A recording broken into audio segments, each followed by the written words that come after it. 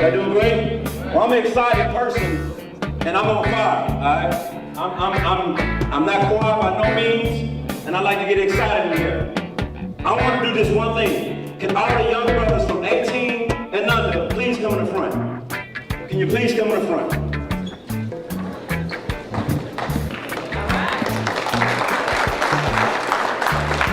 Very rarely do we get this many young brothers in the same facility, and it's not for a sporting event. Right? Now, when we say this oath, you got to say it from the bottom of your heart like you really mean it, all right? Because too many times in the black community, they come and rip us apart because we don't stand for anything. And when you don't stand for anything, there you go. Repeat after me. I am determined. I am determined. Pain doesn't make me give up. Pain doesn't make me give up. It makes me grow. It makes me grow. I am a gentleman. I am a gentleman. I'm a servant like Christ.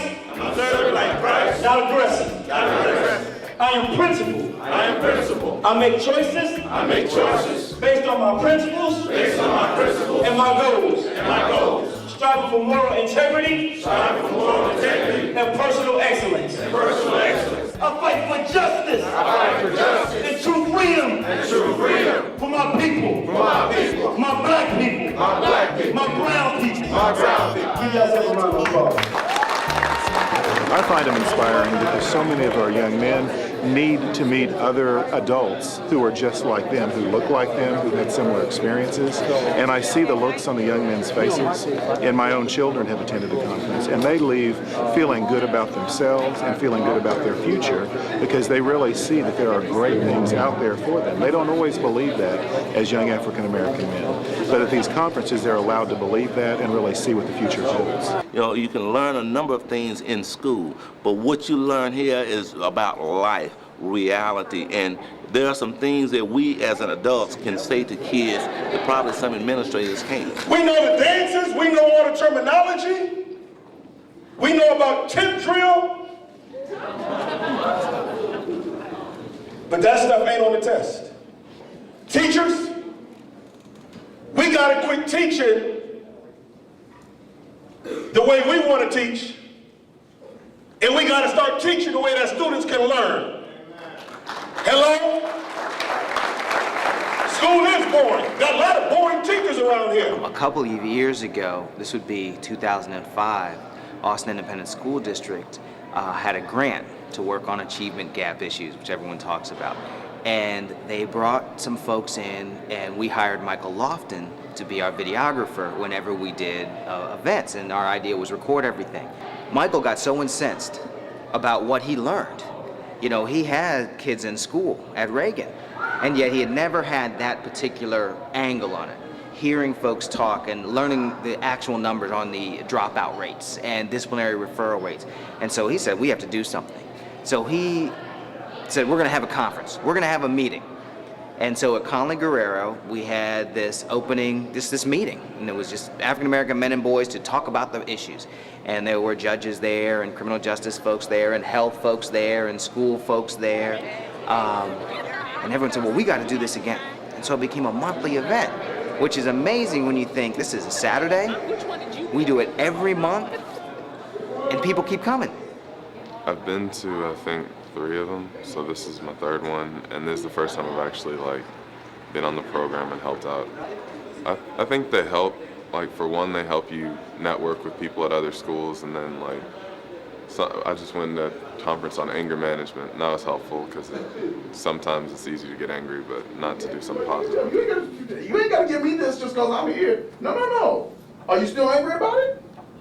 So what we need to do is find out what's happening to you, why are you causing the anger, what's causing, creating the anger for you, right? And how do you address it and make it work for you? To be sure, many, if not most of the folks are somehow related to education because we spend so much time focusing on our kids. But at the same time, some months, the speaker is focusing on health issues in the black community, our mortality rates, our life expectancy, stress leading to stroke. All these things are huge problems. So sometimes we talk about that. Today you heard a lot about, our relationships with police. We'll talk about that. We kind of go, the conferences go under Michael's leadership wherever we need to go. You cannot give somebody else the opportunity to control your destiny. And so when you make certain decisions, you give people reason, excuse, opportunity, whatever you want to call it, to possibly take your liberty, to take your freedom, and ultimately, possibly, to take your life. And you never want to do that. So you want to make good decisions. And so I encourage you to come to the workshop that we are putting on and learn how to make good decisions when interacting with the police department. There'll come a point in time where we as men are going to have to step up to that plate. And I've made that decision, some 18 months, 2 years ago. And so we're going to do what it takes. And it's not talking about somebody owe us this or what the government needs to do for us. It's about what we're going to do for ourselves. Because you know what? If we don't do anything, then we're part of the problem. I want every brother in the house to go up to 5 brothers that they don't know, introduce themselves, and give them a hug. Can we do that? We gonna do it, but can we do it? Come on, Linda. Come on, NAACP president. You too. Come on, we ain't got time for nobody thinking that they better than us. You all right, man? Appreciate you, man. All right. Brother, what's your name, man? We will never, a conference will never take the place of parents, obviously. But at the same time, kids can begin to feel part of a community fabric and part of a space where they're cared for. Whether it's supplementing what's already happening or whether it's really helping to close a gap, from what they lack. If they can't get the answers at home, if they can't get the answers at school, then they can come and talk to somebody that has a sincere interest in their problem. And what they find here is somebody that cares. Because I guarantee you, there is not a person that can come to me and tell me that they have a problem that I can't find them the resources. We have the resources here. It is incumbent upon teachers and administrators and assistant principals and church group leaders. They're the ones that get the kids here. Because the kids are kids, so they're gonna show up or not show up. It takes somebody saying, I'm bringing the van, let's go. And the kids, okay, and they go, but when they're here, they benefit from it. It's a job, but it's a job well worth it because we are affecting lives of kids throughout the city of Austin, Round Rock, Pflugerville, Bastrop, Elgin. Kids are coming from everywhere. Many of you brothers were born with ankle weights on. And kids in the suburbs, black or white, no ankle weights. So in the race of life, they just beating you around the track. Some silver spoon kids never had to work for anything. And you say, boy, I wish I could go to that high school. I wish I had this. I wish I had that. But I tell you all the time, if you don't work for something, you're not going to appreciate it. But at some point, you're still running around the track, but you got the ankle weights on. And when you decide to take the ankle weights off, you're going to be in much better shape. You're going to have more endurance. And you're going to ultimately be faster than the folks who are training with no ankle weights. Anybody who wants to be a part gets to be a part, but it also means you got to get it. I fight for justice. I fight for justice. And true freedom. And true freedom. For my people. For my people. My black people. My black people. My brown people. My brown people. What is a docublogger? A docublogger is a creative individual that not only enjoys watching stories about their community, they enjoy telling them as well. Whether they're sharing their opinions through a blog or grabbing a camera and documenting a story as it unfolds, Docubloggers can find a home at klru.org/docubloggers. We invite you to join us in creating and enjoying stories about life in Central Texas. El pueblo unido jamás será vencido. El pueblo unido jamás será vencido. Fuerza Unida was born in 1990 after the Levi plants closed down in San Antonio. We were garment workers, mostly women, mujeres mexicanas, latinas, mujeres emigrantes. Fuerza Unida es una organización que está aquí para apoyar a los trabajadores, pero también para empoderar a la mujer. Fuerza Unida is here to empower women, especially empower workers, and empower our communities. Te pedimos que nos bendigas así como estamos, cada hora representados.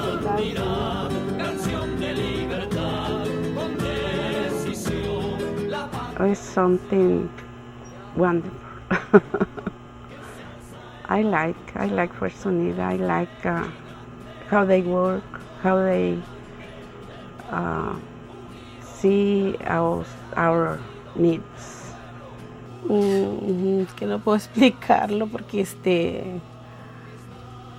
fue como una puerta abierta para mí, este trabajo para mí. For me, like Fuerza Unida is like another home for myself. You know, I feel like in my house. Como mujer he aprendido a saberme valorar más y a descifrar que yo no estaba solo en una sola parte, que sabía hacer cosas diferentes. As a woman, I value myself and learn something else for myself. We have a lot to give back to our community, so it's to empower our women, you know, young and old, you know. Not only Viola, not only Petra, you know. There's, you know, Juanitas, Entinas, Rebecas, you know, all these women, you know. María Lando, María Lando, María Lando, María Lando, solo trabaja. María Lando, solo trabaja. María Lando, solo trabaja. María Lando, solo trabaja. Y su trabajo es ajeno. In Fuerza Unida, we live day by day because we never know when we're gonna have money. Sometimes we work without pay, you know, but we're still here because that's our heart, you know, telling us, you know, you be there for something, you be there to help, you be there to, you know, to support people, to support families, to support communities.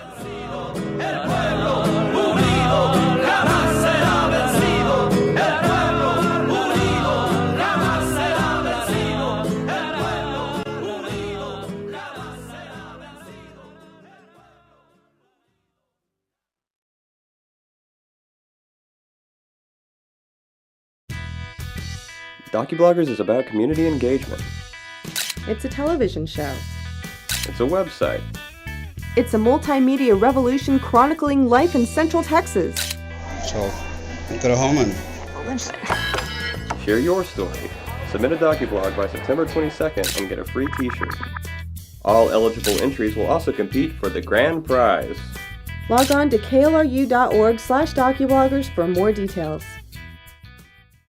Essentially, in 1979, July specifically, this organization was formally structured.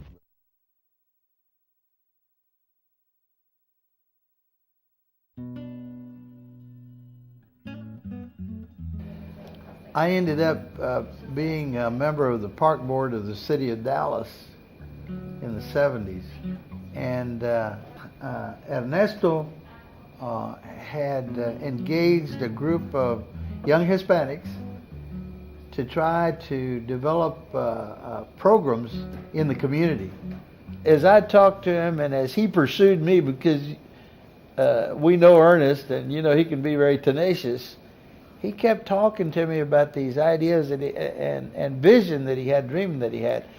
He could see that there were a lot of bright Hispanics, young Hispanics, but disconnected, you know, and many times, and I hope it's understood right, disoriented. So often the Mexican-American community has been viewed as a community of complex problems and issues. Certainly we realize that, and we realize the importance of addressing many of our social ills. But beyond that, the Mexican-American community also possesses talents in many areas. And every time that I found something for Latinos, youth, leadership, whatever, their idea was diverting children from delinquency, and you know that was their concept of what leadership training was for the Latino community.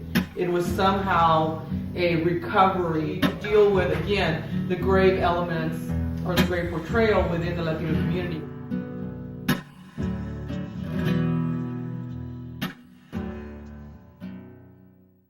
The problem with the 1981 YLC in Austin is that it was kind of boring. It was very lecture driven. We used to have it over at the LBJ school. And the final portion of the program was a youth legislative session. We recruited some migrant kids from St. Edwards that were there as high school students during the summer. We recruited even some junior high kids. I think Nicole participated as an 8th grader. And they enjoyed it so much, the opportunity to go up in front of the podium and at the state capitol. It was only a one-day experience at the Capitol, and to listen to themselves speak and so forth. That after the experience, we were sitting right across the street from St. Edwards, and a young woman by the name of Alba, she said, we ought to make this a statewide thing. Can we do that? And I said, of course. If you want to, why don't you help me? So what happened is that we took the LDZ, my wife got involved, Gloria, and we made it a week-long experience. So that became the Lorenzo de Zavala Youth Legislative Session, and the very first program was at Concordia Lutheran College in 1983. And in creating the Lorenzo program in particular, I mean, I had gone through a transformation through a program that I had gone through called a social seminar, and I wanted to do what was called cultural imprinting, is that I felt like we were smart enough to learn the symbols and the culture and the triggers that hopefully would spark a generation. And Anna probably knows the things that we would talk about, but we would talk about the music, we would talk about the timing of things, we would talk about the staging, we would talk about things, because you weren't just walking into an experience, you were walking onto a stage that we had created for you. And we wanted to give you an environment that was where at every corner somebody was applauding you.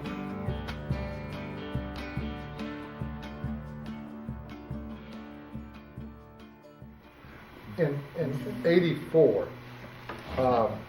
you went to Boys State, or thereabout. Several of you did. So, and I remember that instead of going to the sessions, you were telling people you were running or exercising, and you would end up in our office. Every morning. Every morning, right? That's a good story. And he would say, I don't want to be over there, you know. And I'm not knocking the program, but I'm just wondering, what made it different? I've known about Boys State. I know it does good work. Boys State and Girls State. Yeah. What made it different? I didn't feel accepted. I didn't feel connected. I didn't want to be a part of that. And even though I knew that that was a very selective program or process that I had gone through to go to that, I felt more connected with NHI. And even though the program wasn't going on, I still knew where your office was, and I just started running. I started running, and then I sort of remember where it was, and I turned, and there it is. And in fact, that's the same road we took today. Yeah, we just did it a minute ago. Turn right here. There it is. The red door. The red door. And then for me, it was just, I wanted to connect further. The only difference, I think, that we're going to take in those areas as we go forward is that the Mexican-American business and professional community will play a larger role financially. Then we will understand more clearly this whole concept of ownership. This is our program, it's for our benefit, therefore we should underwrite the majority cost. We were frightened in the early years of NHI, not really knowing whether it was going to survive. And the moral support that we got from you as volunteers and as individuals, you know, I think today you see the results. NHI, because of its unique origin, the way that we have not depended on outside sources, you know, on outside support, and it's been painful, not easy, you know, to do it that way, was uniquely equipped to do it, to take those kinds of risks. And I believe that the outcome was worth the risk. You know, a lot of people ask me, who are your heroes as Latinos? And of course, I always tell my parents, and a lot of people talk about Cesar Chavez and Willie Velasquez with the big campaign to get Latinos out to vote. You talk about Raúl Izaguirre with the Council of the National Council of La Raza. And I always tell them there's two people in Maxwell, Texas, and I'm getting kind of choked up here, but who are my heroes? In '97, I'm in an airport in LA, waiting for a flight to return to Texas. And after this vacation, I'm with my wife, and we're there, and then I see a few young kids, they're saying goodbye, and they're weeping, and they're hugging and holding each other. And I'm looking at them, they're in the gate right next to me, and I'm just looking at them, and there's a connection. I can't explain it. I felt what they were feeling. And then I came up to some of them, I said, what were y'all doing? They said, well, we're in a leadership conference, we just finished. And I said, LDZ, NHI. And they look at me and they said, were you there? And I said, no, but in '84 I did, in Texas. And that's when I realized it got national.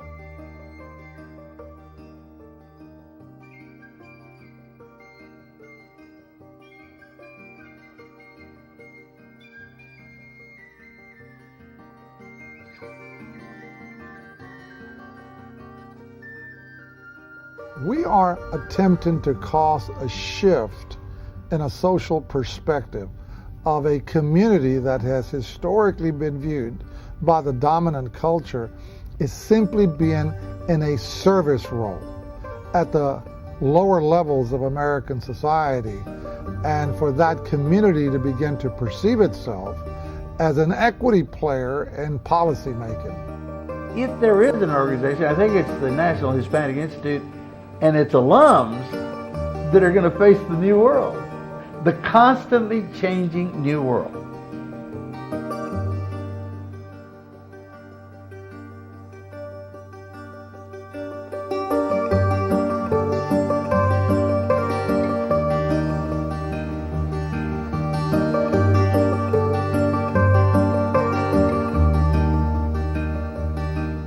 The first step to becoming a docublogger is logging onto our website at klru.org/docubloggers.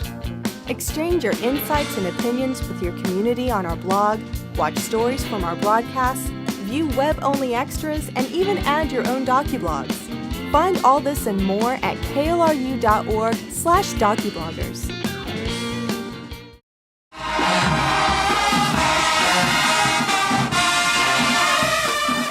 You get there and you start smelling it, you start seeing it, you start absorbing it, it permeates your body.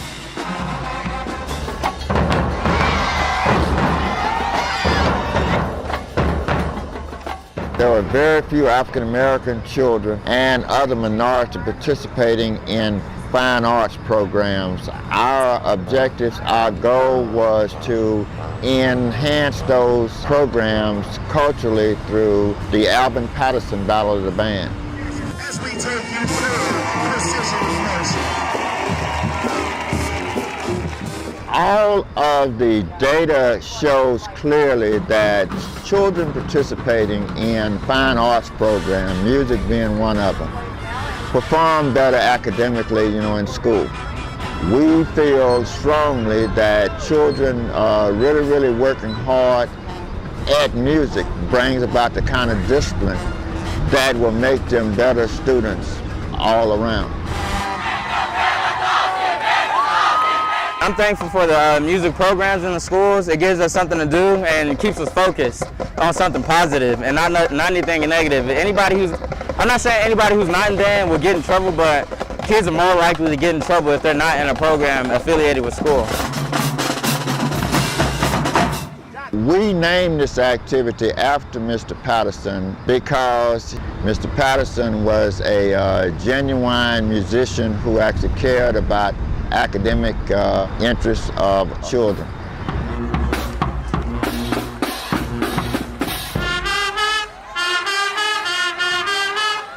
Under Mr.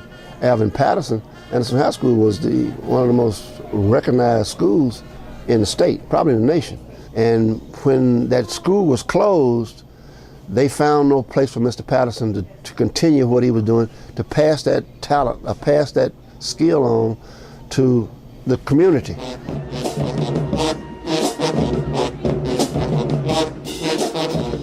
We included the Alvin Patterson Battle of the Band in the Juneteenth festival activities because we needed some fine arts activities going on then.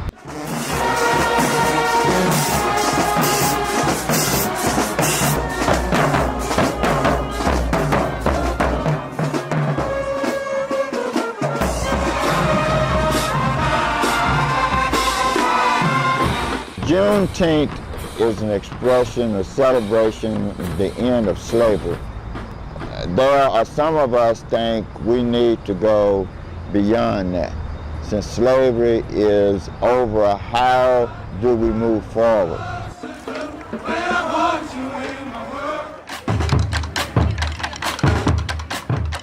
Our goal culturally is to have a style of music that all races find a real interest in.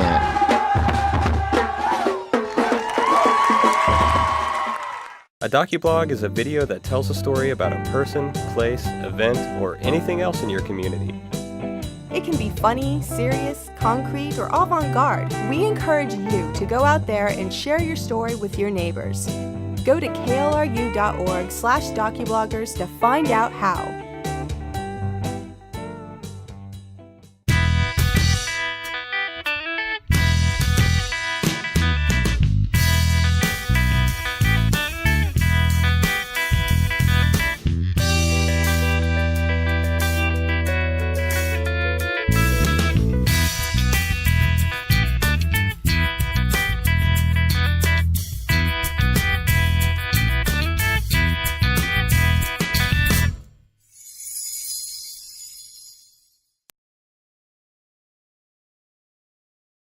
Become a docublogger. Log on to docubloggers.org to share your opinions and story ideas, or get out your camera and create your own docublog.